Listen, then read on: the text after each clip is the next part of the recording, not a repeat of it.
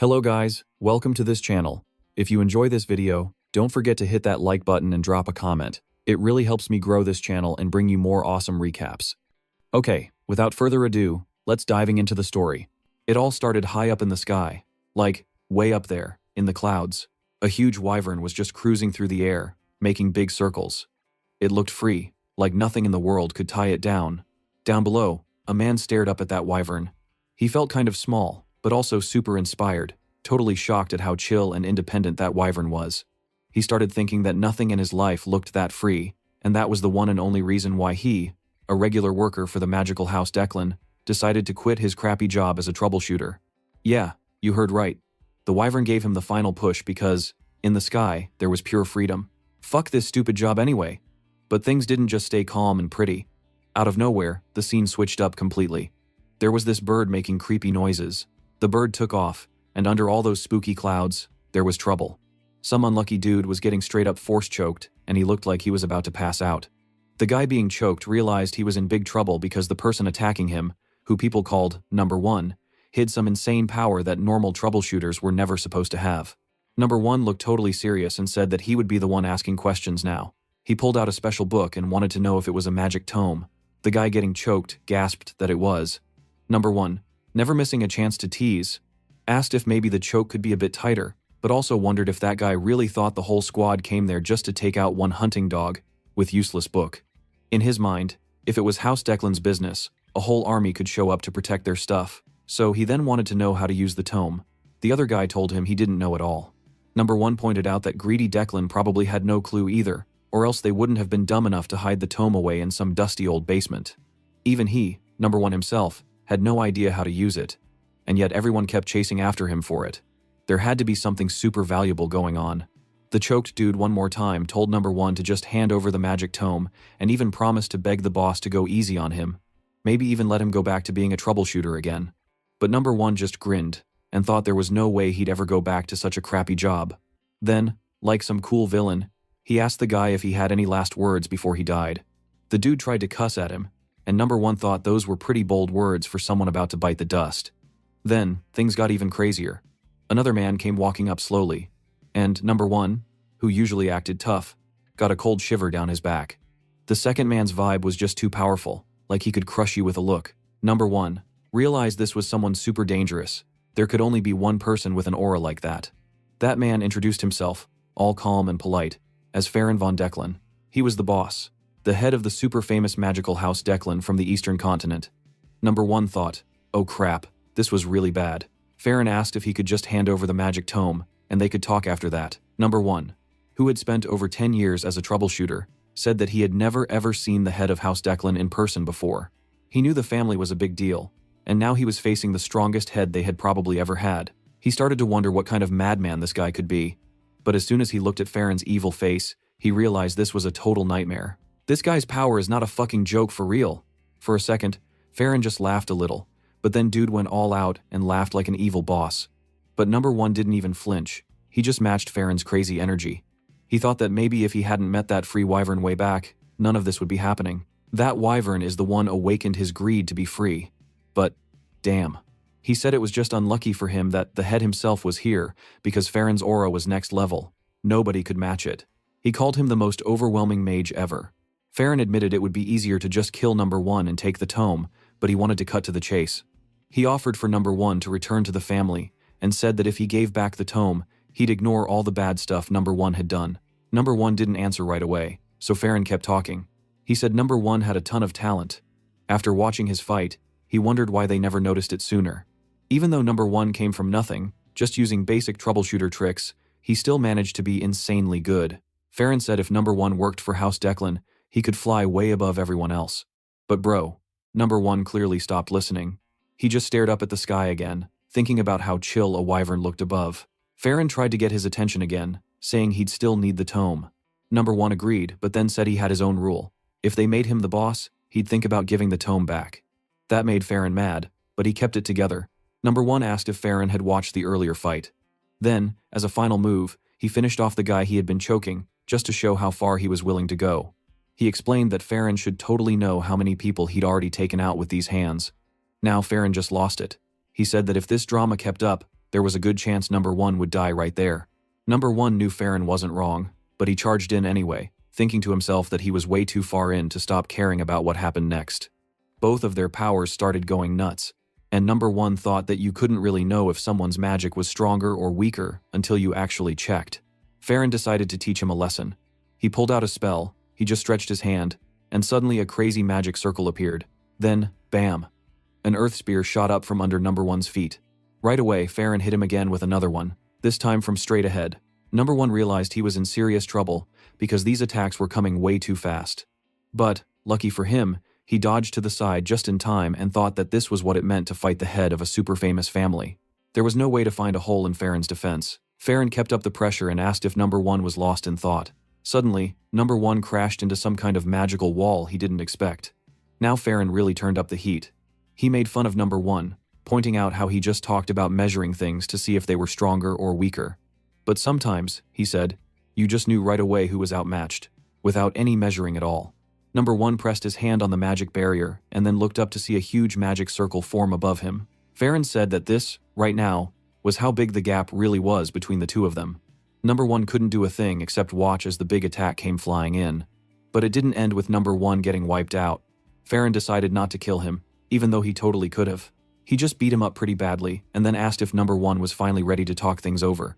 After the big magic blast, the dust started to settle, and number 1 asked if maybe, just maybe, if he bowed down and agreed to be Farron's shadow, would Farron actually let him live? Farron didn't buy that for a second, and just looked at him like, really bro? After all this mess, who would believe it? But while he was saying that, number 1 was already getting ready for another big move. He thought there was no way he would say yes to working for Declan again. This dude wasn't joking. He started charging up a move that looked a lot like the spirit gun from Yu Yu Hakusho. Seriously. He said he was done being their dog, and then blasted out a massive energy beam right at Farron. But Farron, looking like he had all the cheat codes, blocked it without even breaking a sweat. Number 1, pretty ticked, said there was no way he would ever go back to being their dog. He explained that just because the collar looked nice and the house was huge, it didn't mean he wasn't stuck in a kennel like a regular mutt. Farron didn't care and called him pathetic. Stuff was about to get crazy all over again. Farron just lifted his cane a little and tapped it on the ground. Suddenly, a magic circle showed up underneath, starting small at first but then growing and growing until it covered the whole battlefield. Like, bro, it was huge. Farron said he just wanted to show him real power, so he'd regret picking a fight in his final moments. Number 1 looked up, and he wasn't even surprised. He figured things would go south as soon as he ran into Farron. Lightning started going nuts all over the sky, making everything feel super dramatic. Number 1 started thinking, now that he really understood, that the reason he looked up at the wyvern flying in the sky that one day was because of how trapped he felt, thanks to House Declan. Next thing, number 1 came back to his senses. He was all dazed and beaten up, but alive. Farron told him it was actually impressive that he held out so long, since he really expected him to just die. He wanted to know if number 1 finally realized how different their powers were. Number 1, not exactly happy, admitted that Farron was freakishly strong. Farron asked if he was ready to talk now or if there was more to say. Number 1 just wanted to know if they wanted him to be some troubleshooter again, but Farron told him no, they didn't want that. What he wanted was for number 1 to take over as the head of the Bongshin family. Number 1, shocked, was like, hold on, you want me to be the head of a family? He said House Declan was strong enough to go against the crown, so if they were asking this, they must be after full loyalty by making him the boss of a vassal family. He realized this had to be the plan all along. Farron said he guessed number 1 didn't realize just how valuable he really was, and that he wanted both him and the magic tome. Number 1 stared at Farron and then slowly pulled out the tome, holding it out towards him. Farron told him he made the right decision and that this would settle all his crimes. But as Farron reached for it, number 1's aura started burning the book. Farron freaked. Like, what on earth was number 1 thinking? Number 1 just said he never promised to give it back in one piece, and that's exactly what he was doing. With that, Farron told him that he wasn't going to die peacefully now. Bro, he said, get ready, and snapped his fingers. A blue flame started pouring out from Farron, surrounding number 1. Farron said this was Declan's blue flame, the kind that never died out. He told him he would burn him, to make sure the number 1 feeling is regret for the rest of eternity. Number 1 didn't even flinch. He said there was nothing to regret, because the only other option was to live as their dog, and he would rather go back to the gray zone than do that. If he could not, then dying wasn't such a bad deal. He started laughing out loud in the middle of all those blue flames, saying he had never felt this free before. It was too bad he wouldn't escape alive, but if he got reborn, he'd try to be even more free and maybe get some proper revenge. Now, the flames kept getting bigger and hotter, but then something totally insane happened. Number 1 didn't die. The fire was eating up everything, but he was totally fine. He was confused and started looking around. Everything was just frozen, all weird, like time stopped. He wondered if he was going nuts. The only thing moving was the tome, which floated up out of his hands, and then some crazy golden magic mark appeared on his chest. He freaked out, trying to figure out what in the world was going on. A bright light then engulfed him. When he opened his eyes again, suddenly the story did a total flip. He was somewhere, with a coin dropped into a bucket, and got all confused. Isn't he just burning up a second ago? So what was this place? He looked around and thought it seemed super familiar. And then, bam! He figured it out. He was in the gray zone. This was the rough place where he used to live before ever becoming a troubleshooter, where he begged every single day just to survive. He seriously couldn't believe it.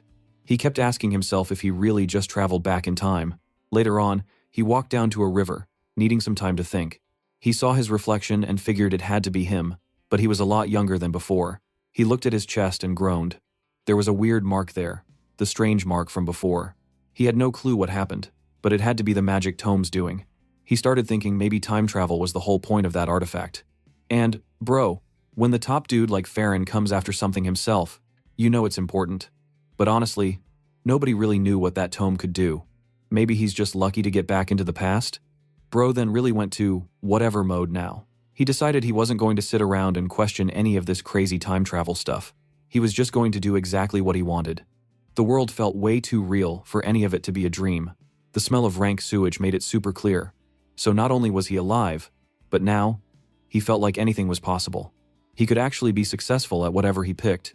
But then, he started to think, what did he even want from this new chance? He used to have a dream, back in the day. It wasn't just his dream, it kind of belonged to his old comrade too. In fact, that dream was the reason he ever wanted to retire from being a troubleshooter at all. He remembers long ago, his best friend called him Number 1, but then actually called his real name, Aster. Finally, someone used his name. Number 1 is dope, but it's a bit cringe to be honest. His comrade said that they both started out as vagrants in the gray zone. They had nothing to their names. No new clothes, no nice food, not even an education. He then asked Aster what he thought hurt the most. Aster just shrugged, saying not eating sucked. But the comrade told him, if it was just hunger, they wouldn't have ended up this way. He asked again, what really dragged their lives down so far? Aster stayed chill, picking his nose, saying he was fine. His comrade snapped and said, that's exactly the reason they were in the gutter, because Aster never cared. Aster just kept going with his, yeah, I'm fine attitude, and his buddy started to get mad. Then his friend said the worst thing wasn't hunger, but not being educated. If they had been able to learn and study, maybe they wouldn't be stuck as slaves to the rich and powerful. And, if he ever retired, there was just one thing the comrade wanted. To build a library. Yeah, you heard right, a library. Aster thought that was a pretty crazy dream. But he laughed and wanted something even bigger. A tower. Aster thought he had no reason, just that tall things were cool to him, and he didn't care where it was built. He wanted to make a place where anybody, no matter if they were rich, poor, or anything else, could read books for free. Bro, you got my respect. And there was one special book he wanted at the front door. Declan's secret manual. Right at the entrance for everyone to see. So even little vagrants from the gray zone, kids with no family, or just random folks could grab it. The book would have Declan's family crest on it, and would show all those wild magic moves that Declan kept hidden from the world. He was so hyped, just thinking about it made his mouth water. The only problem? How was he going to steal that manual? Well, that was for future him to worry about. He figured if he managed to spread that manual, people would celebrate him like a hero. That was the plan. But, dude, as soon as he said all this, wham, he got kicked right in the head. He started to tip over as another guy, kind of like a school bully, yelled that he had been looking for Aster, since he was supposed to hold his seat but was hiding away instead. The bully asked if Aster wanted to die, and started stomping on him for good measure. Aster was confused, trying to figure out who this idiot even was, and why he was getting ambushed. He remembered, though, he had survived tons of fights before as a troubleshooter. So, Aster grabbed the bully's foot in mid-stomp, and the dude was shocked he even dared block it. Aster said that since the bully had hit him 7 times, he owed him 70 hits back, and balled up his fist for a punch. The bully looked nervous, but when Aster tried to uppercut him, oops, he missed, and his wrist made a nasty cracking sound instead. Aster winced, asking what the hell just happened and why he still hurt so much. The bully didn't miss his chance. He socked Aster in the face, making fun of him for even trying to fight, and asking if he was nuts. Aster agreed it hurt like crap, and what was even worse was how damn embarrassing this whole scene was. But then karma did its thing. The bully tripped on a rock and crashed backward, right into the disgusting river. Aster thought, now's his chance. The bully, now gagging on muddy water, yelled after Aster, wanting to know where he was running off to. Aster said this wasn't running away, it was just a tactical retreat with style. He decided he'd remember this punk's face, that every hit would be a badge of honor.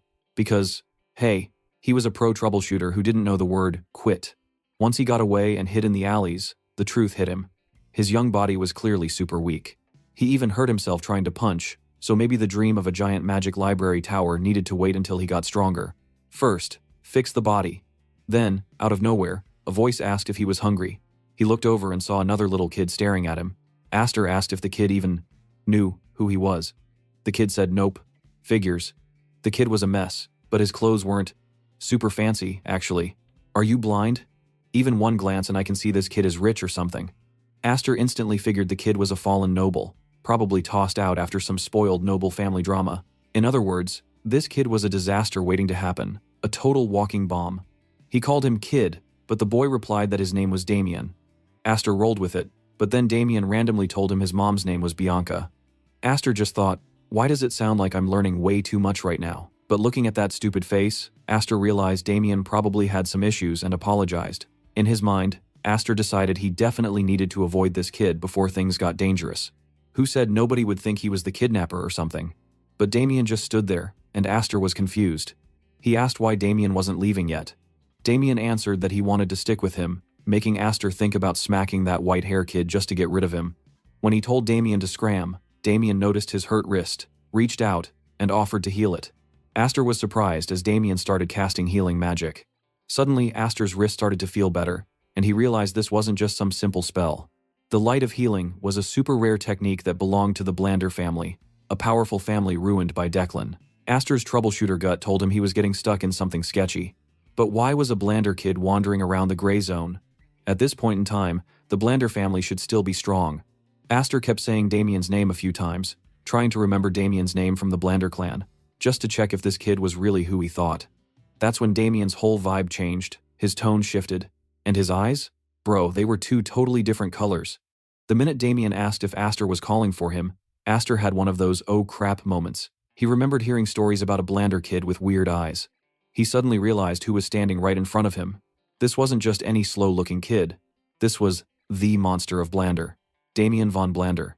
People said he was the Mad Butcher, the guy who wouldn't even die if you killed him. He would keep healing with his crazy magic like some random immortal maniac. Yeah, a real monster in human skin. But then Damien started staring at an ant, super hyped about it. Aster looked at him and wondered if this was really the same guy. He thought back to before his time rewind, when he had gone to the Blander family estate because Declan's higher-ups told him to. To be honest, he never knew why troubleshooters like him and his buddy were always sent to do the dirty jobs. But that's how it was. He remembered his comrade whispering that there were rumors about a monster in the Blander household, and that tons of people had died there. When Aster asked if it was like some kind of ogre, his friend just shook his head. This wasn't an ogre, or any animal. It was a real monster, just hiding inside a person. He remembered watching someone rip people apart, using wild healing magic over and over, and laughing the whole time. Nothing was more terrifying. They called him the Monster of Blander for a reason. Nobody could kill him. Still, Aster wondered, why would someone that important, the true heir of Blander, be hanging out in the gray zone like this? While he wondered, Damien just said one word: food. Aster asked what he meant, and Damien replied that he wanted to eat. He even said his mom told him he had to eat well to stay healthy, and that Aster was sick because he wasn't eating enough. And you know what? Aster had to admit, the kid had a point. He asked Damien if he had any cash. Damien pulled out a bucket. Seriously, a full bucket. Of money. This kid is rich as hell. That was all Aster needed. He wrapped his arm around Damien, and declared that they were friends now, on the spot. Yeah, our MC is so smart, I like him. Damien was confused and wanted to know why, but Aster just told him, when you say you're friends, then that's it. Friends share everything they've got. He told Damien they should go eat, and Damien actually fell for it, getting excited. After filling up on a big meal later that night, Aster let out a massive burp. He washed up and felt like a new man. Damien, though, looked confused and wandered around. Aster asked what his problem was. Damien admitted he had no idea there were houses above some restaurants. He always just slept outside. This was the first time he noticed. Astor understood, but then Damien blurted out that he didn't have a dad. Like, who the fuck asking, bro? This kid is weird as hell. Astor felt his headache coming back, and figured he'd better ask something else, or this stupid kid was gonna blurt out something nonsensical again. So he asked how long Damien had been here alone. Damien said he ran away from home about 10 naps ago. Astor tried to understand, did he mean 10 days? Damien said he napped a lot, sometimes twice a day, but he hadn't napped since he got there, since the ground was way too hard. Astor figured it couldn't be more than 3 or 4 days, but Damien didn't really know. Just forget it, dude. Astor just looked down at his pillow and thought this kid was going to drive him nuts. But, hey, for now, if he was stuck in the gray zone, maybe acting as Damien's nanny wasn't a bad idea. He's fucking loaded. Making friends with the Blander family could come in handy, especially if he had to go up against Declan in the future. And, bro, prestigious families also had huge libraries. But before thinking about books and connections, there was one more thing on his mind, settling the 70 hits he owed from earlier. Revenge was coming. He told Damien not to bother him because he was going to practice, and if Damien bugged him, it would have consequences. Damien asked if he was going to do breathing practice, and Astor said yeah, and Damien could practice after he was finished. He then lay down and thought back. In his past life, he learned magic with the foundation from a cheap starter kit troubleshooters got, but those powers hit a wall real quick. The limit is so shallow. That's why he broke into noble houses, risking his neck every time, just to steal better spells. That journey nearly killed him more than once, but he got really good at learning everything. Night arts, spirit magic, summoning, alchemy, and all kinds of other wild stuff. But nothing was crazier than the power he saw right before he died, Farron's magic. The stuff that could destroy worlds. This time, Astor knew exactly what he wanted. The Declan's legendary spell, the Heavenly Origin technique. That was the base for all Declan magic, and could handle any kind of mana. Astor had memorized it once for research, but never got to use it. Now, he was ready. As Astor started the breathing technique, the golden magic mark on his chest felt like it was melting him from the inside out. It was crazy hot, like having lava in his body. He tried to stay focused, telling himself he could survive. He glanced down. Impurities started leaking out of his hands. Just wild. This kind of spell, usually only used by nobles, burned all the junk right out of your blood, clearing the magical paths in your body. People called it a mana shower, and Astor could feel every bit of bad stuff getting roasted away. Does this crest help him purify the spell, or what? He didn't know at all, but this pain is sure fucking hurt. When he finally opened his eyes, he gasped. How much time had passed? Damien was out cold, totally knocked out. But more importantly, Astor realized his circuits were totally clean. His mana was pure, even better than last time. Sure, it still might not be enough to beat a boss like Farron. Man, even if he was born 100 times, that fight would always be a nightmare. But one thing had changed for sure. His odds just went way up. And if Astor ever had a talent, it was never giving up, even when the chances looked like nothing. Now, with a monster as a roommate and a second shot at life, Astor was ready for a brand new grind. Dude, the next day was just as wild as before. Damien woke up super happy that his hair was now brown instead of platinum blonde. Astor told him he had to hide his real hair color, and he also switched out his clothes so that nobody from the Blander family would recognize him for now. Once that was done, Astor said the only thing left was to head out. Damien wanted to know the plan, and he called Astor friend, which was kind of cute. Astor just smiled and told him they were about to go cause some chaos together. That's classic Astor right there. They headed down an alley, and out popped the same dude from earlier, the bully. I will call him Stupid. Stupid was all chilled out, talking about the good nap he just had, but then he saw Astor coming and started talking trash about where the youngest was off to now, and why he looked so clean. Stupid even joked that maybe Astor showered in the sewer. He also noticed Damien, saying that the kid looked rich, but Astor didn't even let him finish. He socked him in the stomach. He told Stupid that he finally found him and was there to give back every hit he owed from yesterday. Suddenly, a bunch of other thugs rushed out of the building. Now Astor and Damien were surrounded. The others called Astor the youngest. But Astor was not afraid. He said these faces were all familiar. Yeah, this will shit gonna be fucking fun. He wondered how far he'd get today, and then got to work. Damien, on the other hand, was stupidly asking if they were going to play. Astor then punched one guy in the face, the next in the gut, and just kept swinging. Bro was loving it, totally in his element, while Damien just watched, amazed by how Astor fought with mana, clenching his fist and swinging over and over. Damien said it was amazing, and Astor told him he should say it was awesome instead. Damien got a little too hyped, thinking Astor was way cooler than he really was. One of the guys Astor bully fell right in front of Damien.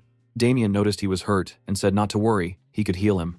The guy was confused but accepted his fate.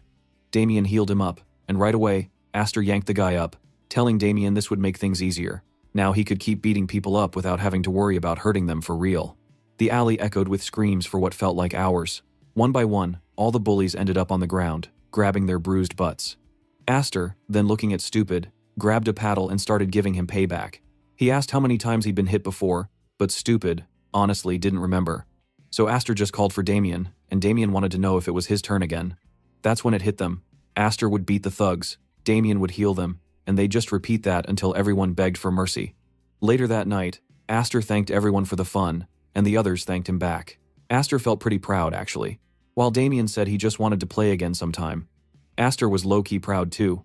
He just managed to land over 100 hits per person, which meant he dealt a total of over 1,000. Even for him, that was a first. He laughed, thinking that this was easy for a veteran troubleshooter like him. The bully called over, asking if they could go home now, because after all that, everyone had had enough. Astor said sure, but then the bully pointed out that this was actually his own house, hoping maybe Astor and Damien would take the hint and leave. Astor said that that would be kind of tough, didn't he know?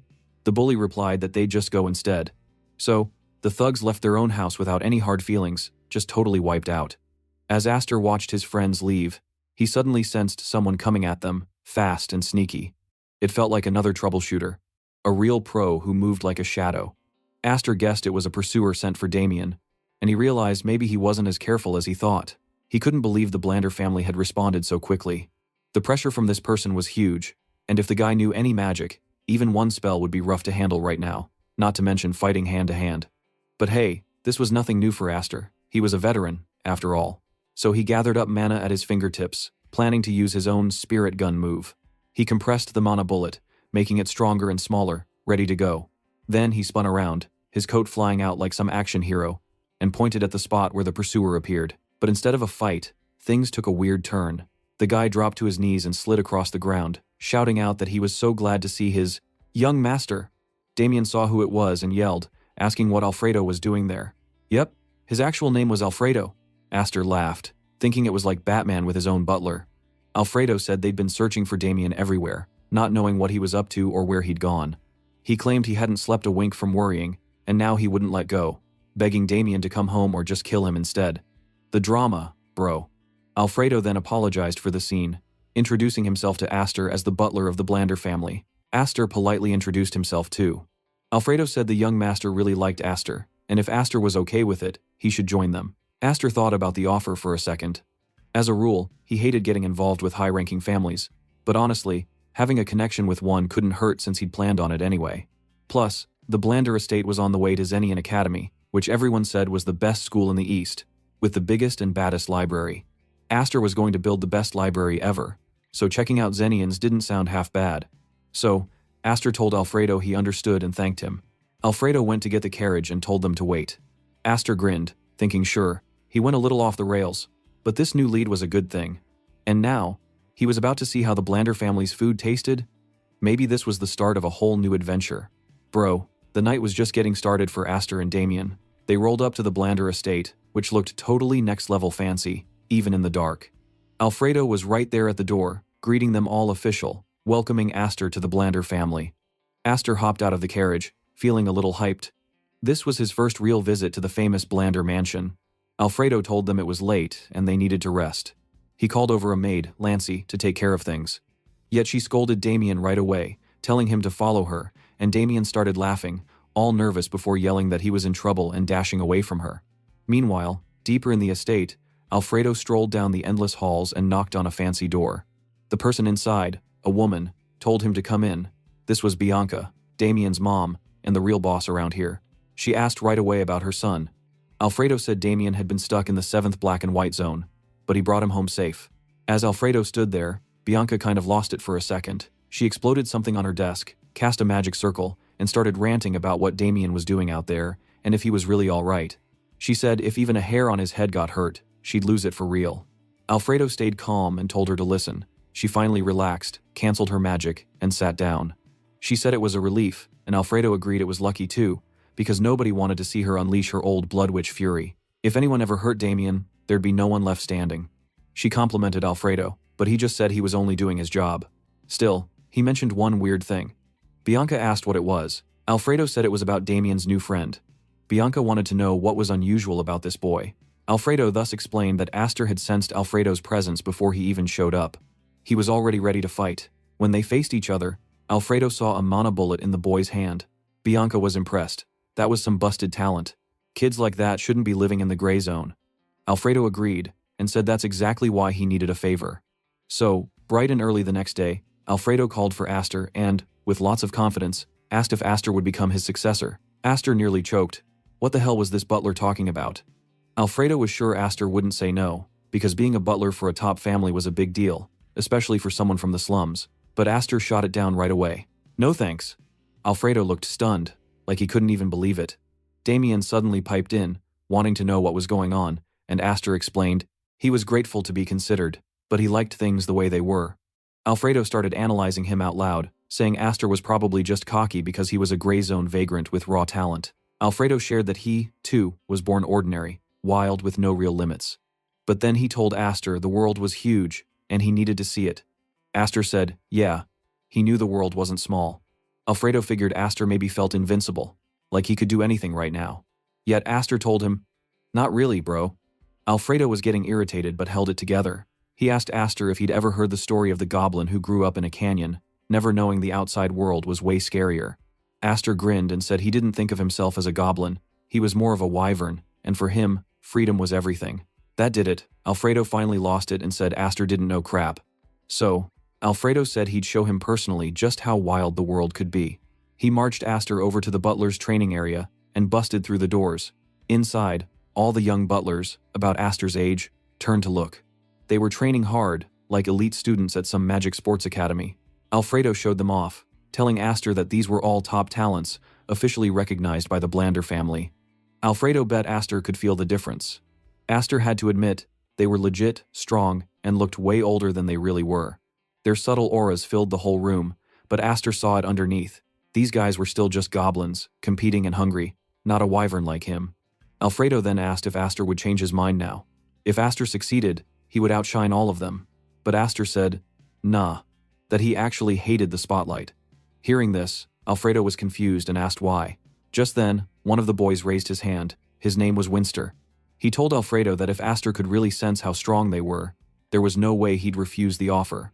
If Alfredo was okay with it, Winster wanted to give Astor a little taste of magic.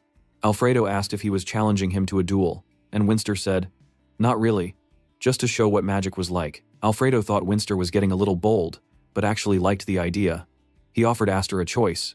Did he want to take Winster up on a duel? Astor saw right away that these butlers didn't respect him. They just thought he was some lucky street rat who got here by accident. When Alfredo let him pick his opponent, Astor shocked everyone. He pointed at Winster, then pointed at 4 more, and said he'd fight 5 butlers at once. Winster was stunned, and Astor challenged them to bring it on if they weren't scared. Alfredo was a bit surprised too, but then burst out into laughter. He said this was just the bold, wild spirit he was looking for in a successor. He asked if Astor would take responsibility for what he just said, because that was almost like an insult to the Blander family's honor. Astor said he'd take responsibility. Well, Alfredo loved it. He told Astor if he lasted even 1 minute, he'd win a prize. If not, then Alfredo would hold him responsible, probably meaning time to join them for real. Astor knew it was a setup, but he agreed anyway. They all headed for the training yard. Some butlers worried this was too much and dangerous, yet Alfredo answered that that's what made it deal-breaking. If Astor got hurt, he'd grow from it. But if anything did happen to Damien's guest, the instructor would be finished. The instructor asked Damien what he thought, and Damien just looked nonchalant, saying his friend won't be in danger. With that, the instructor figured Damien was just being an airhead again. Lancey, always ready to scold, told Damien not to get involved or else. After that, Alfredo told the instructor to just start the match already. The instructor sighed, figuring rules were rules, and finally said he'd do his best, even though this whole duel was miles past what he signed up for. Lancey, the maid, kept lecturing Damien, but suddenly she turned away, deep in thought. She told Damien she'd be back, so not to get involved. Damien said he understood and then did a super sneaky evil laugh, like, you just knew this dude was planning something. Meanwhile, outside on the training grounds, things were getting wild. The instructor announced he'd explain the rules, saying at first the duel would be turn-based. But Alfredo, standing there with that big "I'm the boss" energy, just tossed that idea and said to make it a free-for-all instead. The instructor didn't care anymore, so he agreed. They changed it to a free-for-all brawl, and it would go until one side surrendered, but the instructor could stop at any time, so they should keep that in mind. All the butlers were staring each other down, especially Winster, who was ticked. He thought Alfredo might pity Aster, but was sure that Aster was about to get wrecked and embarrassed for real. The instructor gave the signal to start, and boom, the duel was on. But bro, it did not go the way they expected. Winster got punched in the stomach right away, knocked the wind out of him. When he turned around, he saw his whole squad already down, holding their stomachs and groaning in pain. Aster just stepped forward, calm as ever, saying it was better if he gave the experience himself and warned them never to underestimate the little guy. Winster realized Aster was using mini magic bullets and couldn't believe it. He thought it was basic magic that wasn't useful in real fights. But Aster told him the second rule: never judge someone too quickly. Then Aster started firing more magic bullets, headshotting everyone like he was playing a game. He said the third lesson was that the world was big and harsh. He closed in and absolutely hammered Winster in the face, sending him flying. He was teaching with his fists and said they'd better remember every lesson. Winster called him a lunatic and said this had nothing to do with magic. But Aster explained it really was magic, infusing his own body with it. Physical magic. Yeah, I love chaos. Everyone around was shocked, even the instructor and the other butlers. They watched as Aster wiped the floor with them, just breezing through all of them. Alfredo was stunned too. He kept thinking, that's insane. Aster compressed those mana bullets 4 or 5 times, at least. If Aster had hit him with all that before, he wouldn't have left without any injury. He realized this was real, natural-born mana control. And our boy just seemed built for fighting. Off to the side, Damien was busy healing everyone up, so the brawl could keep going. It was kind of nuts. Then suddenly, Bianca showed up. Alfredo totally panicked when he saw her, and the instructor realized this was Lancey's plan to save everyone. Lancey just nodded all innocent. Bianca asked what on earth was happening here. Alfredo tried to play it cool, saying he was just testing everyone with a little exercise. But our mommy, Bianca, called bullshit and wanted to know what kind of test ended up like this. She scolded Damien for helping too, and told Alfredo to have everyone go back to their room. She turned to the instructor, Runfit, who sadly admitted he did his best. Still, Bianca just fired him on the spot. Poor guy, he did not deserve that. That night, Bianca pulled Alfredo aside and told him she knew what he was up to, but he went too far. Alfredo apologized, accepting whatever punishment was coming. Bianca wanted to hear all about the fight, and if Damien helped. Alfredo said no, Damien didn't really get involved. But he admitted he was still super proud of how Aster fought. He brought up those magic bullets again, saying Aster compressed them 4 or 5 times, which made them way more powerful. Bianca realized that meant Aster had amazing mana control. Defeating 5 trained trainees on his own with just magic bullets was a big deal. She said even top mages struggled to handle pure mana. She asked Alfredo about the offer to make Aster his successor, and Alfredo said Aster shot that down right away, not even pretending to think about it. Bianca just said she'd need to take a new look at Aster and give him a better evaluation. She told Alfredo to go bring Aster to see her. A little later, Aster walked in. Bianca told him to sit, while Damien stuffed his face with snacks nearby. Seriously, that kid was always munching. Aster said he heard she called for him, and she said yes. But before getting into it, she slid a fancy-looking box over to him. Aster asked what it was. Bianca explained it was the reward gift Alfredo promised. Aster was surprised, since he hadn't expected something prepared by her. Bianca told him to open it up. He did, and inside was a super shiny golden item. She said it was a high-level item, something only the best mage recruits in all Blander get. Aster was cautious. He thought gifts this nice always came with some strings attached. A free meal was one thing, but a high-class gift? That usually meant a hidden price. He even asked if eating it meant he had to join Blander, but Bianca said no. He checked if it was poisoned. Of course it wasn't. You dumbass. She even promised there were really no conditions. It was just a way to say thanks for helping Damien, plus an apology for what happened at training. Damien was still busy eating sweets, while Aster figured the kid would get diabetes soon at this rate. He finally accepted the gift and admitted it was much nicer than he expected. Then Bianca told him she actually had a proposal. Aster was not surprised. He called it. Nothing free in this world, right? Except hitting like and commenting on this video.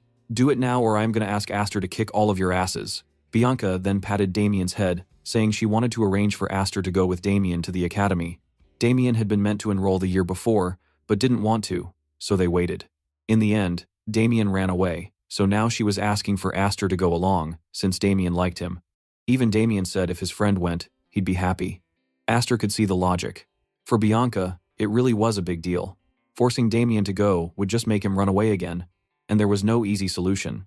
It was also a solid opportunity for Aster.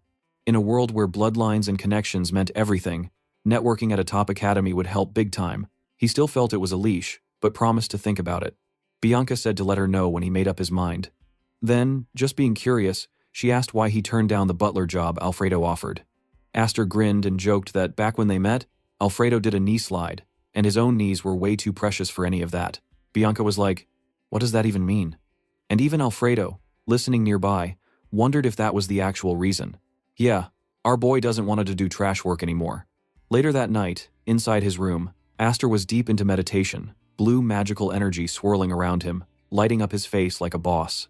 Inside, he was thinking, wow, this high-level item he'd just absorbed was even better than he thought. Only 10% in, and his mana was already on another level.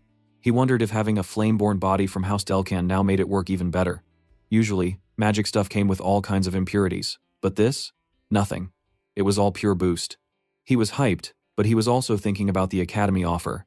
And yeah, it seemed like there were huge upsides, but bro could not help feeling like it might be a trap too. Still, he already knew he was going to accept. After that, Aster stood up and decided he needed some air. So, what did he do? He stepped outside to wander the hallways and maybe do a lap around the place. The mansion's hallways at night were straight out of a fancy movie. That's when Aster ran into this dude with platinum blonde hair and gold eyes. Clearly another member of the Blander family. But the platinum guy wasn't Damien, so Aster guessed he was some cousin or side branch relative. He wondered why the noble family was always so difficult. The platinum blonde dude leaned against the wall and called out, asking if he was Aster. When he took a closer look, he started acting a little sassy, making fun of Aster's hair, then doing a double take, like he couldn't figure it out. But he stared at Aster's eyes for a second and said they matched up with what he'd heard. That faintly irritating look in our boy's eyes is fit perfectly. Aster felt the dude was just asking for trouble, so he struck a silly pose and flashed the biggest, fakest smile. Damn, I got goosebumps from the screen. The platinum guy got so caught off guard that all his attitude just melted. He said the eyes looked kind, actually, so he tried to leave, but just then, Alfredo came running in, looking like he'd been up all night. Alfredo was raving. He needed to clear up a misunderstanding about why he had knelt down before, and told him again, being a butler wasn't such a bad gig. Aster just stared at him with an even weirder smile. The platinum-haired guy was not impressed. Aster tricked him. The platinum guy freaked, accusing him of lying, and stormed off after threatening to set Aster straight in the mage hall later. Aster just grinned at the whole mess, thinking, perfect. Wasn't in the best mood anyway. Not bad to blow off some steam on this dude. After that, he asked Alfredo if he can meet the madam right now. The next day, bright and early, Aster walked into Bianca's office, looking to talk business. He was polite but direct. He told Bianca he would enroll in the academy. Bianca was pleasantly surprised he'd decided so fast and said she'd start getting things ready right away. Alfredo, meanwhile, rushed in after Aster walked out, all pumped up, saying he was over the moon about the decision, going on about the flames in Aster's eyes, and even daydreaming about becoming his magical sponsor whenever tuition became a problem. Dude was fully extra, imagining himself as a golden angel raining money. Bianca just told him to please quiet down and finally sent him away to the kitchen so she could chill for a minute. She reflected that Alfredo's pure, goofy optimism came from his own backstory. He got roped in the same way by the last head butler too. She just shook her head, kind of feeling bad for the guy. Damn, now I respect you, Alfredo. Later, Aster headed out to the mage hall. This was where the platinum blonde dude from last night told him to go. On his way in, a hooded figure stopped him, all mysterious with a candle. When that spooky man asked why Aster came there, he was confused because he didn't even know the name of the platinum-haired guy. After explaining, the hooded man told Aster to come in. He was expecting him to come here. Aster stepped inside a big door, and a tornado of magic cards came whirling at him. At the center was a young guy with platinum hair, the one running things here. Aster realized he must be dealing with some magic nutcase. The platinum-haired dude introduced himself as Wenji von Blander, asking if Aster had come to see his little brother. Aster was surprised. This platinum-haired family is all insane. Suddenly, Aster's brain just hit rewind. He started thinking about his old job as a troubleshooter, sneaking into all sorts of magic schools. He remembered one really funny thing about the research mages. He liked to call these people the pen pushers. He noticed most of them had thinning hair. He thought the stress made them pull their hair so much that it just stopped growing. He had actually made a whole list in his mind, splitting these sad hair situations into 4 levels.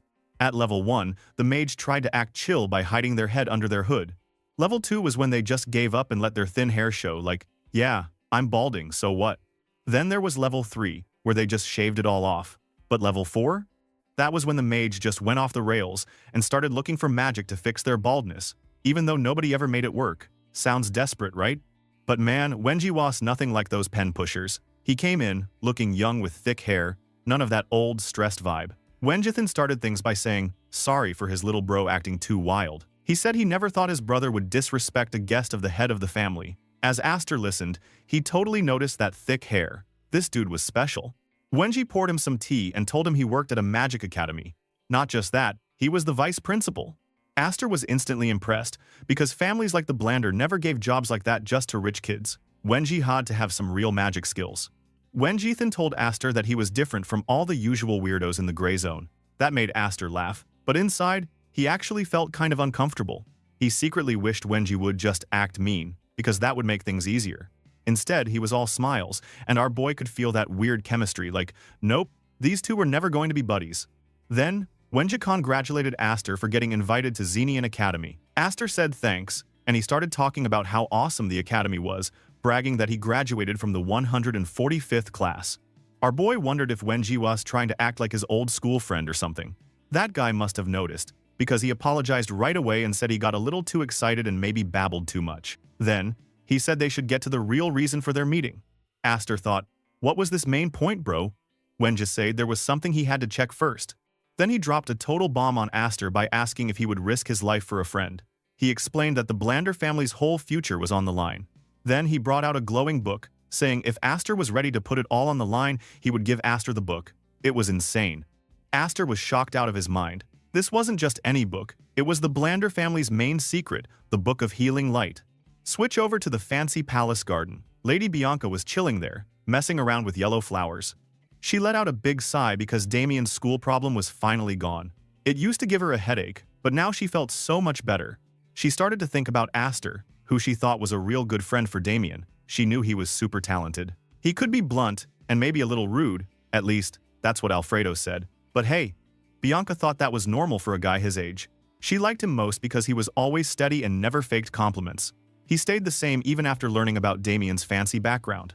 But she also figured he was the type of person who would never belong anywhere, like a wild bird you just can't put in a cage. Bianca was determined, though. She thought there were a ton of ways to keep talented people close, and she would figure it out because she was not giving up on Aster. Then, slam! We're back in the magic hall with Aster. He was still totally frozen from Wenji's crazy offer. Our MC tried to figure out why that man would suddenly trust him with the family's best secret. He stared at Wenji's eyes, but man, it was like looking into clear water, no hint at what he was feeling.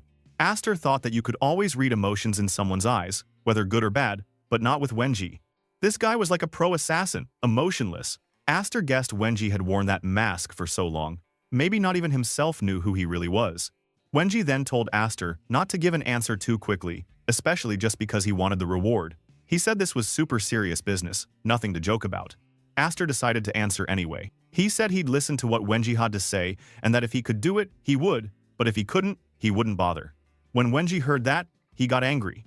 He asked Aster if he would listen, even if it could get him killed just for knowing the secret. He even said that if Aster listened and then refused, he might have to kill him. Aster looked right back at Wenji and said, "Go ahead, try to kill him." Yeah, his face is so damn scary right now. He even joked inside his head, wondering if a man could die twice, but then, oh snap, he remembered that, for him, it was actually possible. Suddenly, Wenji let loose his power, trying to scare Aster with a crazy strong magic aura. He wanted to make our boy back down, but guess what? Aster stood there like a boss, totally chill, not scared at all. Wenji saw this, stopped, and actually smiled. He said that Aster passed his test, and that now he would be honest and talk more openly. He explained that he really needed someone outside of his own Blander family to trust for this job. He started to spill the tea about his reasons. At first, he had thought all vagrants from the gray zone were the same, just a bunch of nobodies. He worried that Damien, being young, might not have the best sense of people and might choose to be friends with Aster. But what made him curious was how Damien's mom, Lady Bianca, who loved him more than anything, let someone like Aster stay close. He figured there had to be something super special about this dude. Then, by pure luck, the fight between Aster and his little brother happened, and he found the perfect reason to call Aster in for this secret talk.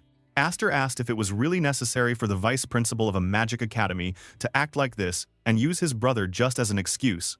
Wenji said that Aster was actually right. Things were messy, and he couldn't just go straight to Aster on his own. He also made it clear that it wasn't some dumb family power battle, because the Blander family relationship is good. Then he revealed the real kicker. The Declan family was spying on him. When Aster asked why, Wenji got really honest. He said, since our boy didn't care much about danger and death, he might as well tell the whole story. He told Aster that he was busy researching a secret Declan family magic called the Celestial Source Technique. And apparently, the Declans had found out. He even managed to get this secret spell in a sneaky way. Well, it makes sense. Blander was probably investigating to beat Declans, of course. They would be super angry about that. Wenji said the Declans acted kind of wild, as expected. Even if he was only looking for a weakness in their secret, Declan still wanted to kill him, even though he was the vice principal. But this was even crazier. At first, Wenji just wanted to find a weak point, but when he poked around, he found a way to make the whole Declan's magic, which is already perfect, even better, to a whole different level. He said he couldn't stop this research now, and figured Aster would totally understand this magic obsession. Aster just sat back and thought, dude, this guy in front of him was not just a little crazy, he was absolutely insane. How could he mess with that kind of secret right here in his own backyard? Then, everything clicked in Aster's mind. He remembered stuff from his last life. The reason the Declans destroyed the Blander family in secret was Wenji's research. That was the big reason. Farron from the Declan family saw this powerful new version of the magic and decided to wipe them out just to get it for himself. That magic was why Farron was so insanely strong in his last fight before he died and regressed. Wenji noticed that Aster was so quiet. He asked if Aster regretted hearing all this now, since the story was just too big to handle. But Aster wasn't worried about that. He wanted to know why. In all this mess, Wenji looked for him. Wenji explained that his own family didn't know about his project. He also suspected there was a spy among the Blander, but he couldn't figure out who it was. Our boy said that maybe the Declans are actually the ones who deliberately leaked their magic, trying to catch him. Wenji just started laughing and said he figured that out too. So, to mess with the Declans, he spread a bit of the supplementary formula back at them, since he definitely didn't want to die. Aster wondered why he just didn't flip sides and join the Declans. He figured they'd welcome a genius like him. Wenji gave a mysterious answer, just saying he had his own reasons. Then he told Aster that because our boy wasn't tied to the Blander family, he needed him to do something for him. The research was a team effort, but Wenji was stuck. He wanted Aster to take his research paper to Professor Baron at Xenian Academy. If Aster did that, he'd get paid well, plus he would give him the healing light spell. Aster thought this was actually a pretty sweet deal, but decided to push it even harder. He said he wanted to take the healing light spell now, and when the brand new version of the celestial source magic from Declan's was done, he wanted that too. He said that this way, they would be stuck together as true partners, either all in or all out. Hearing that, Wenji laughed and said Aster was really bold, but also pretty straightforward. Of course, if the deal wasn't good, Aster just wouldn't do it. Wenji thought about it for a second, then agreed. He said the name of the new magic from Declan's didn't matter, and right now, Aster couldn't use it anyway because he didn't know the basics yet, but promised to give it to him when it was ready. But he also wanted something. He told RMC that until the project was totally finished, he might ask for help again. As Wenji handed over the research papers, Aster made a joke, pretending he wouldn't give it to the professor. Wenji just froze for a second, then looked annoyed when Aster admitted he was just messing with him. Aster basically said no problem, as long as it was about the research. Wenji complained that Aster was rude and boring. Suddenly, Aster wanted to know about Professor Baron and if this guy could be trusted with secret magic stuff. Wenji just laughed and said that he and Baron were always stuck in second place and first place battles back at school, even after they became assistant professors. He sighed and said that ended when he came back to the Blander family, but he was always just a little ahead of Baron. Aster thought life was rough, because now he knew there was another mad professor in the school. Later, back in his room, our protagonist was busy packing stuff into his magic pouch. Damien popped in and reminded him not to get caught with anything weird. Then Aster noticed a letter with a red wax seal sitting on top of a pile of books. He opened it up and saw it was for him, starting off with, "To my dear Aster." Aster rolled his eyes at that dear part. The letter was from Wenji. He said these books were magical texts. Aster needed to learn to have the brains for his new status. Wenji also included a strict reading order and signed it with, "From your friend, Wenji von Blander." Aster stared at all those books and the detailed letter, thinking it was an amazing gift. He couldn't help but admit that Wenji was a true genius for putting together a magic path that went from super simple to crazy advanced. But our boy also thought that man was kind of a madman. He smiled and thought, not bad. Then Aster got out his notebook and started making a list of sponsors for the magic tower he planned to build in the future. The first sponsor name? Wenji von Blander. He checked the pile of books, 132 of them. That didn't even count the healing spell and the research thesis. He thought about putting the healing light spell in public at his tower one day, but he knew he needed to talk with Damien about it first. He remembered the day when Damien hugged a cat and called Aster, "my friend." Thinking about it made Aster smile and feel that true friendship was something special. But his mind went straight back to those 132 books. He realized they weren't just a bunch of random books, they were a full set, a whole category of magic knowledge. With this collection, anyone could build up their magic skills from the basics. Suddenly, Aster's plans changed. He used to want to collect books and just hoard them in his tower. Now he saw that the books would make his tower famous as a place open to everyone who wanted to learn. Bro, Aster's dream is so pure. We need to protect it from Declan Bastard.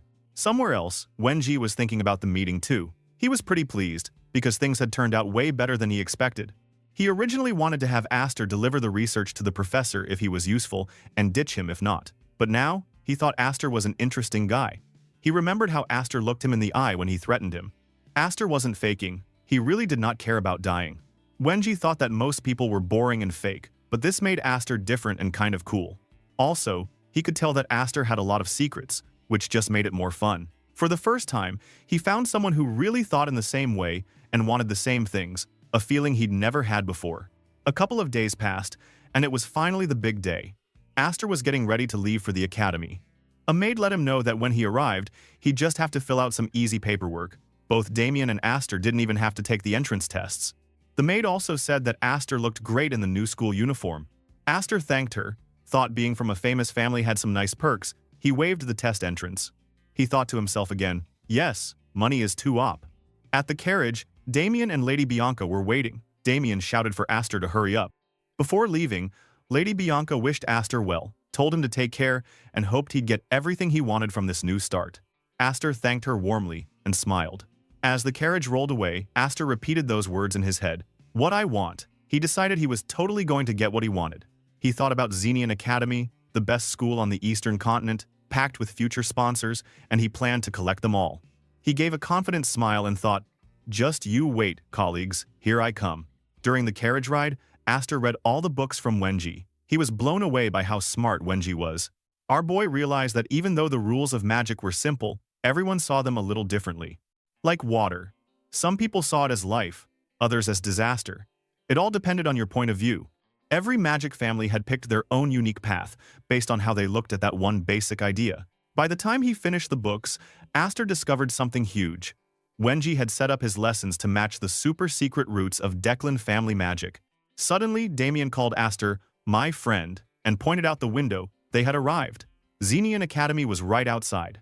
The maid told them this was as far as the carriage could go. There was a tradition. Every new student, no matter how rich or famous, had to walk into the academy on foot. She wished them good luck and lots of wisdom, and then she left. Damien was pumped. He grabbed Aster's arm and told him to hurry up. He said the maid mentioned if they were late for the big entrance event, they might lose their seats. Our protagonist thought the whole thing was kind of silly. He knew an entrance ceremony wasn't like some village play where the early birds get the best seats. But then he guessed that Lancy, the maid, probably said that just to make sure Damien didn't mess around and be late. So, he just let it slide and moved on. When they walked into the big entrance hall, it was packed with new students everywhere. Damien's eyes went wide with excitement. He said he was amazed at how many people there were and told Aster that Lancy was right. They would have missed getting a seat if they came later. But Aster knew the truth. He checked their official seat numbers on a tiny slip of paper, Class M3, seats 11 and 12. Still, Damien pointed at some empty seats, looking worried and asking if they could just grab those before someone else took them. But Aster told him to chill out and wait. Then he looked at Damien and thought it was funny. This was the same guy who didn't even want to come to the academy, and now he was pumped up like a little kid. Suddenly, as Damien moved forward, he bumped into a big student with long gray hair who looked seriously grumpy. The guy glared at Damien and demanded to know what his problem was. Aster quickly helped Damien up and checked if he was hurt. Damien just laughed from the floor and said he was fine, not hurt at all. He apologized, completely cheerful, and admitted he wasn't paying attention. Aster grabbed Damien, ready to move on, but the gray-haired guy suddenly snapped and stopped them. He barked at Damien, pointing out that something got onto his clothes. Our boy stayed calm and sized up the angry student. Just from the guy's vibe, he could tell he was probably from a big, noble family. He guessed Damien would act all polite and clean the guy's clothes himself, which is exactly what happened.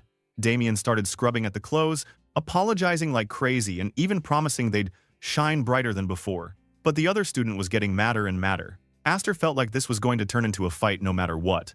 The gray-haired guy lost it completely and tried to punch Damien, shouting for him to get out of his sight. But just when things were about to go bad, Astor stepped in. He grabbed the student's fist and told him it was a mistake to keep pushing things. The noble guy demanded to know who Astor even was. Astor stood tall and made it clear he was Damien's friend. The other student sneered and said Astor must be pretty loyal if he was willing to take a beating for a friend, and told him he'd regret it. Our MC sighed inside, realizing that his plan to make friendly connections on day one was already ruined. He decided to give up on making friends for now. This guy just wanted to fight, and nothing else would work. Everybody in the crowd started to pay attention. The room filled up with students, and people started whispering and guessing who would win. Most students seemed to think the big guy from the Dolanvi family, they called him Hexter, was going to wipe the floor with Astor. Then, a student who seemed to have some rank pushed his way into the crowd. He scolded everyone for just standing around, but when someone asked if they should break things up, he said no. He even told the gray-haired mage to throw up a magic barrier so the fight could go wild without interruptions. People quickly turned the scuffle into a cool event and started making bets, cheering on Hexter from the Dolanvi family. Hexter stepped into the spotlight and introduced himself as the second son of the proud Dolanvi family. He asked Astor for his name, but Astor brushed him off, saying he was just a random drifter, nothing fancy.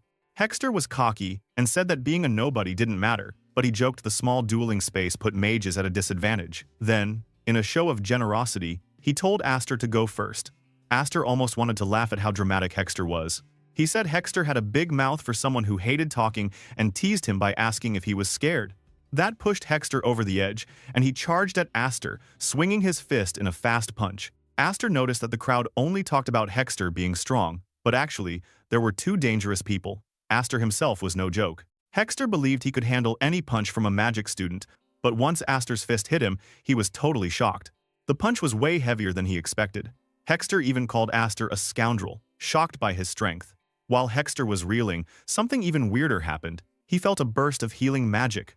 He looked around, completely confused, and saw that Damien was the one healing him. Hexter didn't get why Damien would help heal his friend's enemy in the middle of the fight. Astor shook his head and muttered about how weird noble families were. He saw his chance and punched Hexter again, telling him off for losing focus. Hexter was caught in a straight-up nightmare. Astor was hitting him with crazy strength, and Damien was laughing loud and healing him at the same time. His heart almost exploded from the madness. He called both of them crazy in his mind and just wished someone would knock him out so this fight would end. Hexter started wondering if he was actually scared now.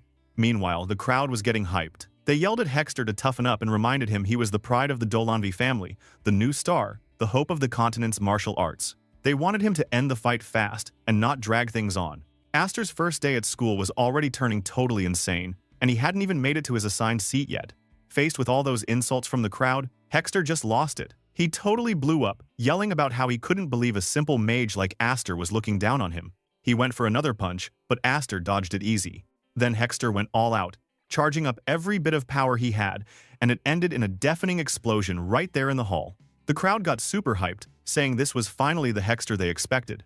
Hexter felt his fist make contact and thought he'd done it, but something was off. Why did it feel like his punch was barely hitting anything? Suddenly, Astor flew through the air from the attack, but he landed like it was no big deal, just dusted off his clothes and stood up calmly. Hexter was freaking out. He screamed in rage and rushed Astor again. Astor, chill as always, watched. He noticed Damien was actually still healing Hexter during the fight. Our boy realized that if he wanted this over, he needed one super knockout punch. He decided to use a special move he invented with his old crew back in the day. This was not really magic or martial arts. It was something new that used the energy when mana particles crashed together. He called it the collision style. So, Astor fired off his special attack, sending out a huge blue flash that shocked everyone in the place. People stood with their jaws dropped, eyes wide at the crazy energy exploding in front of them. Thick dust filled the air so nobody could even see who had won yet.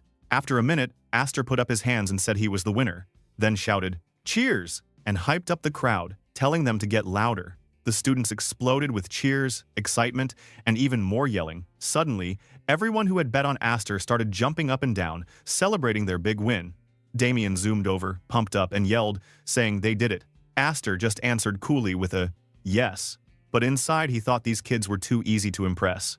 Away from the main group, some fancy noble students watched the whole thing, sneering. They complained that mages who fought like that were acting super low class and said the scene was vulgar. Then, crap, an academy official stomped into the crowd, raging and demanding to know who had started a fight at the entrance ceremony. He barked at the students to clear out, threatening to drag them all out if they didn't move fast. Aster realized this was a brand new mess, but honestly, he wasn't that worried. He always had ways to get out of a jam, and besides, everybody in the hall had had a good time. Before Aster could slip away, Damien surprised him by stepping forward. Damien grabbed Aster and told everybody that it wasn't the other students, but him and Aster who started the fight. He pointed straight at both of them to make sure the official knew. The official turned to glare at them, and Damien made it even clearer, confirming in a loud voice that they were the ones who did it. Meanwhile, Hexter lay sprawled on the floor, totally knocked out. Bro, why is Damien so stupid? I always laughed because of him. Next thing they knew, Aster and Damien were marched off to a stern office to face the professor. The academy official there looked super grumpy and asked if they wanted to confess to starting the fight with no lies or excuses. Damien and Aster just nodded and admitted to everything. Maybe the honesty worked, or maybe it was the fact that Hexter wasn't really hurt, but the official just decided to let them go this one time. But he made a point of warning them that he'd be watching every move they made for the rest of their school life. Once outside, our protagonist took a breath and finally relaxed. They still hadn't missed the entrance ceremony. When they got back to the big hall, all eyes were suddenly on them. Students whispered, trying to figure out how this skinny newcomer could actually beat a martial arts champ like Hexter, and how any mage could fight like that. Damien loved every bit of the attention and started waving at people, acting like a superstar. Aster, though, just wanted some peace. He calmly told Damien to cut it out and not make things worse. He looked around and spotted their proper seats, then pointed so Damien would notice them. Damien was thrilled. He thought their classmates had even saved them seats. He really believed that having good friends was the best treasure in the world, and for once, Aster almost agreed, giving him a tiny, reluctant smile. Then, the ceremony finally started. The school headmaster came on stage and gave a speech that seemed to last forever. Aster was honestly impressed by how the old man could keep talking non-stop without getting even a little bored. Damien, though, started nodding off and drooling all over his shoulder. Our boy looked annoyed, but he fixed Damien's clothes, then wiped his mouth so no one would see. Bro, our MC is really like a big brother. Suddenly, the headmaster got interrupted. An assistant came up and whispered about something super important. The headmaster stopped his endless speech and wondered what could be so serious. But after hearing the news, he apologized to the students, said he was needed right now, and hurried off the stage, looking pretty worried. After the headmaster left the stage really fast, a woman with crazy orange hair came out. She was super cool and had everyone's attention right away with her scream. Nobody made a sound. Everybody just stared at her because she looked strong and important. Honestly, almost a bit scary. She told everyone that her name was Jira. She also said that she was going to handle the rest of the entrance ceremony because something weird happened and the headmaster had to leave early. Jira said that it was time for the new student oath. She called for the magic department's representative, a younger girl named Dahlia Dawn, to come on stage. As soon as the crowd heard the name Dawn, all the students started whispering like crazy. The students could not believe that a girl from the famous Dawn family had even taken the entrance exam with regular people.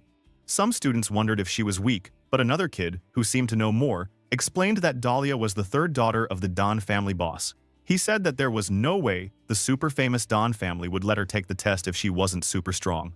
Aster saw Dahlia and knew her right away. He started thinking about her and her powerful family. If the Declan family was the magic king in the east, then the Dawn family was right behind them, almost as strong.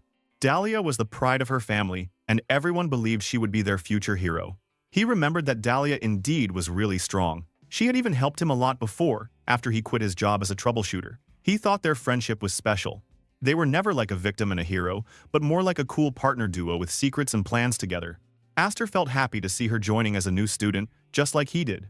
Then, Jira called the martial arts department's top student to the stage. His name was Pola. Aster noticed that Jira didn't say any family name for Pola. That meant that Pola must not be from a rich or famous family. Because of this, he believed that some rich family kids must be super angry and jealous of Pola. After the new students finished their oath, Jira told everyone it was done. The ceremony part was over. But she said they still had to meet their professors, so she asked the teachers to come up one by one. While this was happening, Aster realized that Dahlia was looking at him in a mysterious way. He wondered if she was thinking about their old memories together. But nah, she won't even remember their past from the previous life. so he told himself not to worry about it for now. Suddenly, something funny happened. Dahlia tripped and fell in a very awkward way in front of everyone. People tried not to laugh, but some students did anyway. The professors then went on stage and introduced themselves one after another. Each one looked pretty important. Aster saw one professor he knew. It was Professor Baron, who Wenji had once told him about. He was confused about why Baron was so late. Baron went up and said he would be teaching the basics of magic. Aster was surprised because he had imagined Baron would have a similar vibe just like Wenji, but Baron turned out to be really different. He was pretty cold and calm. Then he reminded himself that Wenji was always acting in public. He thought, wow, you can't really know people by just looking at them once. Jira then finished the professor introductions and said the whole entrance ceremony was officially over. She told everyone to follow their group leaders to the student dorm. Aster looked over at Damien, who was sleeping like a log again. Of course, he woke Damien up and Damien was shocked. He said he was surprised that the ceremony finished so fast. Aster could not help himself, so he joked and told Damien that he got caught sleeping and now he was expelled from the school and needed to go home. Damien freaked out, started yelling and crying like a little kid, and totally believed the joke. Dude, he was so dramatic. Aster went to his dorm room next, still laughing about Damien. His room was on the top floor, and wow, it had an awesome view. Inside, the room looked super clean and nice. It was even better than he expected. There were basic things on the desk, so Aster guessed the school gave these kits to everyone to keep things fair. That way nobody could guess if a student was rich or poor just by looking at their stuff. He thought maybe students could bring their own things later. Then he saw his roommate. Of course, as cliché as any typical manhwa, it was Pola, the martial arts guy from before. Well, Pola did not look happy to see Aster at all. In fact, his face was super serious. He told our protagonist in a cold way that he did not care what Aster did, but bro, he had one rule, don't bother him, and he promised not to bother Aster. That even meant no talking. He made sure Aster understood, and his voice was a bit scary. Our boy just stared at him. He wanted to laugh at how strict and grumpy that big guy looked and thought, wow, what an arrogant guy. Pola got angry that Aster did not say anything back. He demanded to know why Aster was silent. At that moment, Aster thought Pola must be the best fighter at the school, but he wondered why he looked so tense. He got a weird idea and wanted to test himself. Suddenly, without warning, he jumped at Pola, fast and sharp. Pola instantly whipped out his sword. Well, our boy secretly watched Pola as he moved with his sword, and though he wasn't bad, the reaction speed is good. Even in a small, crowded room, Pola managed not to hit anything or make a mess. Aster admitted to himself that Pola's fighting level was pretty high. But right in the middle of all this tension, Damien showed up at the door. He just shouted for Aster to come out right now. Aster was just like, whatever, and said he would do anything he wanted to do in his own room and left him alone. Outside, Damien waited for Aster and called him his friend, really loud and excited, like always. He wanted to know who Aster's roommate was. Aster answered it was Pola. Damien was so surprised by that, but Aster explained that Damien wouldn't know the guy anyway, since he had slept through most of the ceremony. Damien didn't care, and just wanted them to go explore the academy together. He said Lancey told him there were lots of cool places to see, and she made him promise to take Aster out for a big tour on their first day. Aster agreed. He thought it sounded useful so they wouldn't get super lost later. But just then, Aster felt this weird little tingle, a feeling deep inside that he hadn't had in a while. It was his old, troubleshooter sense. Dude, he could tell that there were Deculian troubleshooters around, those sneaky, scary assassins called running demons. He decided this tour would be a good way to scout out how many were hiding at the academy, so he hurried Damien to start wandering the grounds with him, trying to act excited. Damien ran around with wide eyes like a little kid.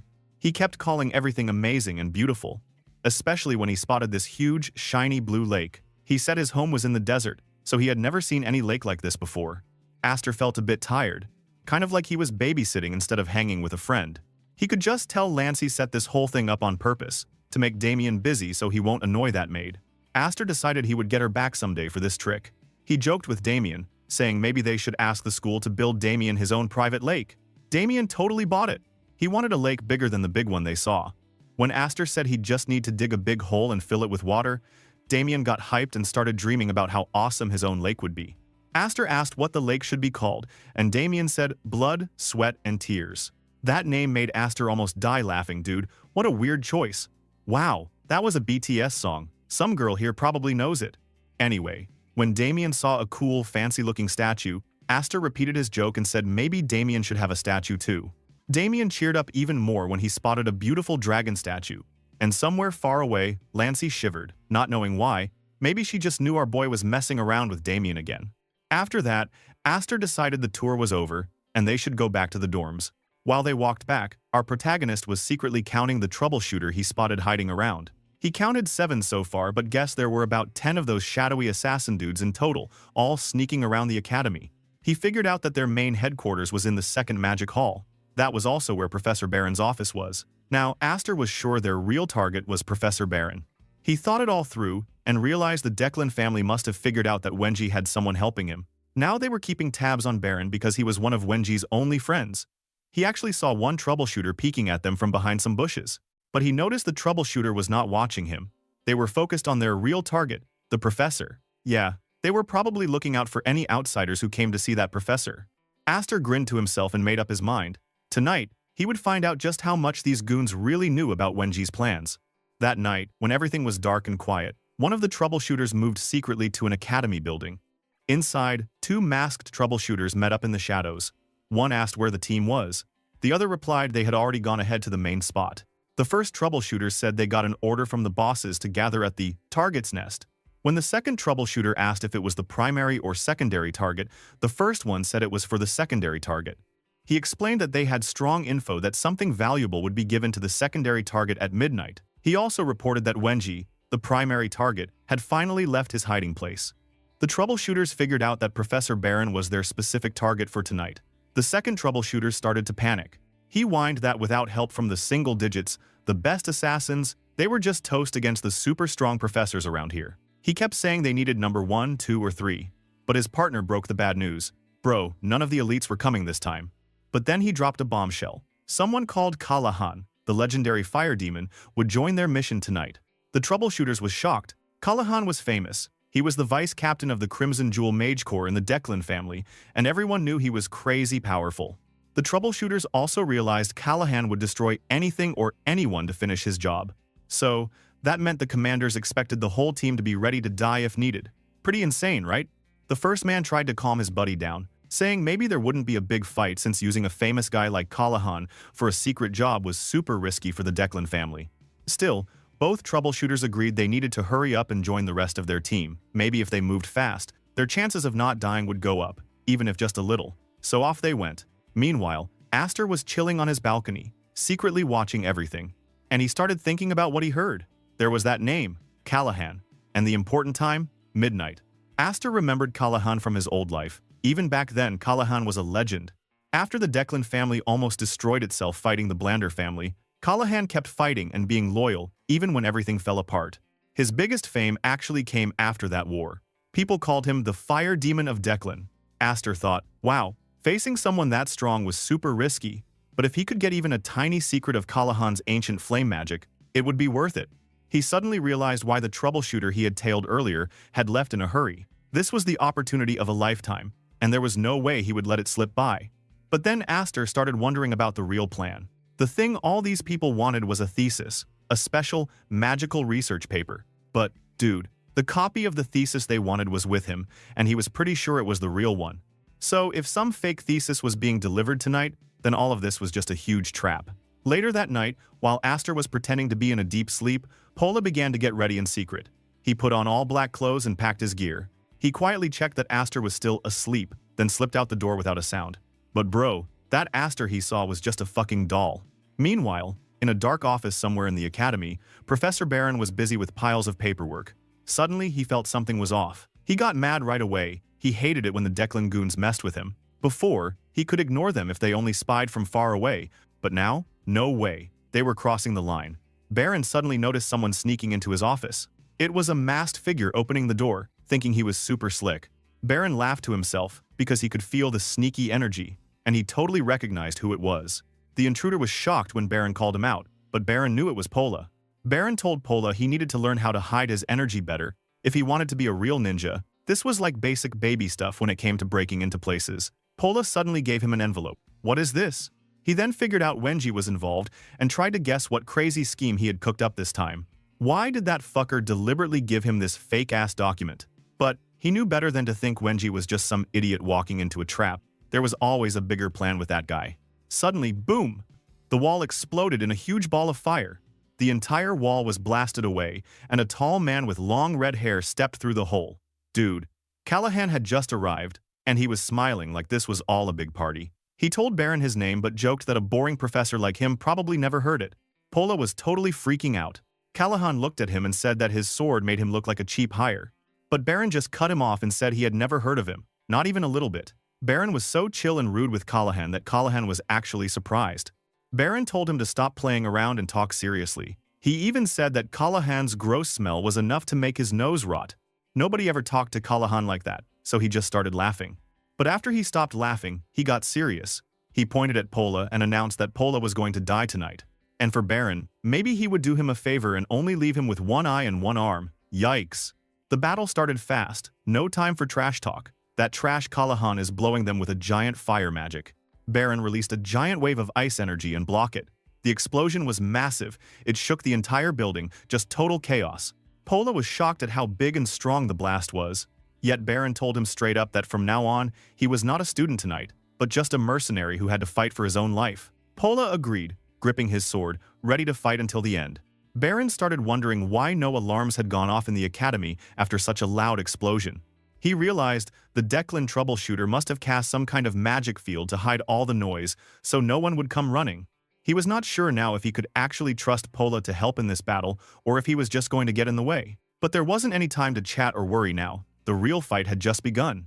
On the other side of the room, Callahan saw an envelope on the floor. It smelled disgusting to him. He said it stank like the filthy blander. And he saw that Baron wasn't going to hand over what he wanted without a fight. So Callahan got this wicked grin and decided to make things fun. He blasted out a gigantic fire attack and filled the whole room with burning flames. Baron felt the fight getting out of control. When he looked over his shoulder, he saw a whole squad of troubleshooters running at the building. The battle just went totally crazy. Callahan's fire was everywhere. Baron and Pola were fighting with all they had. And guess what? Nearby, Astor was hiding in the shadows, watching everything. He thought things were finally getting spicy. He put on his mask and pulled up his hood. He remembered it had been a long time since he acted as troubleshooter number 1, not just Astor the student. He looked at the far-off explosions and knew it was finally his turn to join the madness. Astor jokingly prayed to the moon goddess to make him a good troubleshooter for once, but then admitted to himself that he was never a good guy any day of his life. He then bolted toward the wild battle as fast as he could go.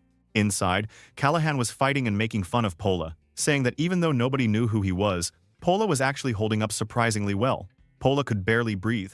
He was only alive because of a protection amulet his captain gave him. He grumbled to himself that the thing was the only reason he hadn't fried already. Baron quickly told Pola to get back and let him handle it. He then told Pola he wasn't bad. Maybe he could trust him a bit more than before. Baron saw Pola's sword glowing and asked if he was using magic to make it stronger. He also asked Pola if he thought he could stop more of Callahan's fire. Pola answered with serious, stubborn energy. He said he would block as many as he needed, because this was now about living or dying. There wasn't any other choice. Callahan liked the challenge. He said a team with a mage and a guard was actually powerful and made things interesting. Then, he sent a super strong fire attack straight at Pola, but Pola blocked it, showing he was braver than anyone expected. The fight stayed back and forth, Pola defending, Baron attacking and defending at the same time, while the troubleshooter tried their best to push in. But Baron realized defending forever was useless. They would lose if nothing changed. So Baron made a risky move. He told Callahan that when mana in nature is limited and two people give opposite attributes, then a huge battle happens to see who wins control. He challenged Callahan face to face to see how much power each of them could take from the other. Callahan got super excited. He laughed and accepted the direct battle. Both let their magic powers clash. Blue and red energy crashing together in a gigantic explosion that blew up everything around them. It was nuts. Pola was standing way back by now, trying not to fall over or give up. He thought, man, both these guys are real monsters. There was no way he could do anything to change the fight. He wished they would just beat each other up and finish already. The troubleshooters who were watching all this were totally stressed out. Their leader warned everyone not to get closer, saying it would be suicide for anyone to jump in now. He told them to just breathe and wait for their chance. But suddenly, a troubleshooter got attacked from out of nowhere. Bam! An assassin was among them. Another troubleshooter shouted for a warning. An assassin had set a trap. But that assassin was none other than Astor, moving so fast it was like he was part lightning. He knocked out the troubleshooter and raced straight into the battle zone between Baron and Callahan. Baron and Callahan were busy with their power struggle when Astor suddenly showed up with a quiet but scary presence. Both of them were shocked. Where did this mystery guy come from? Callahan got really angry, but Astor came right at him, fast and confident. He hit Callahan hard, telling him this was his last night alive, like in a scary movie. Callahan's defense got pierced, and for the first time, he knew he'd die if he didn't react quickly. He threw out a giant fire spell to push Aster away, then fell back, coughing up lots of blood because of mana backflow. But Aster just walked out of the fire, still fine, with not even a scratch. He charged at Callahan again, and Callahan realized something freaky. His own magical energy started to turn against him, out of control. The other troubleshooter saw their chance and ran to stop Aster, desperate to help Callahan. Callahan quickly drank a special potion to keep his energy from going wild, but he was shocked at the level of skill Aster showed. Even while hurting, Callahan was weirdly impressed at how Aster moved. Every spell and every attack was perfect and clean. He couldn't believe he was actually admiring the stranger, even while nearly dying. But that bastard quickly shook off that feeling. He used his huge anger and pulled out massive, glowing red magic circles. He yelled that he didn't know who Aster was, but he promised to make him pay for interfering. He sent a monster fire attack at Aster. The blast was so huge, it even roasted the unlucky troubleshooter in the way. Aster was in the middle of it all, standing tall, face hidden by his mask, while everything around got swallowed up by savage, burning flames. Whoa! Talk about chaos!